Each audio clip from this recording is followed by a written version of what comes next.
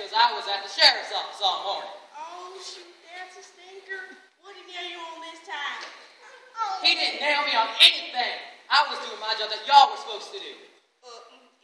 What was that? Don't you what was that, me? I was over there trying to figure out where the sheriff was patrolling at. A job that I wouldn't have to do if you two morons would have done right in the first place. But boss! Don't boss me. I expect you when I ask you to do a job, you do it. But boss! Yeah, we'll get it done, Mr. Mistletoe. That's more like it. Now, if you two would like to get the heck out of my way, I'd like to play a game of solitaire. Ooh, gee, that sure sounds like fun, boss. Need a partner? There's a word for people like you. Really, what's that? Stupid! Now, both of you get out of my sight! Yes, sir!